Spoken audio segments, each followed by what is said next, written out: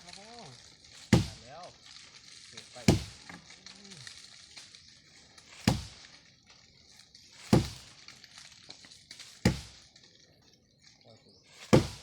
ต้นเลยต้นนี่ต้นแล้วต้องฟาดโอ้ยลูกขามเลยมึงจะมาเอามึงมาลุกยากเป็นอะไรลูกพี่ลุกบ่ลูกพี่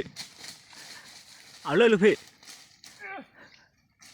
ว้ายวัวสิข้าวัวมึงเอาต้นไม้บ่ลูกพี่หักไปเลยไปเอามืออื่นจังเลยไหมมืออื่นจังเลยนี่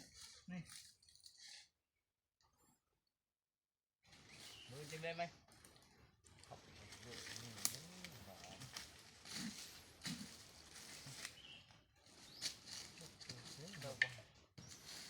เกือบลุกของเตะผู้ถังเนาะว่าใกล้ลุกแล้วเกือบลุกประมาณข้าว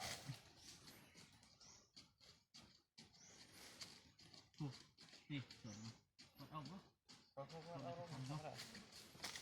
เท่าละแม่แหละเอามาพระโอ้พระไป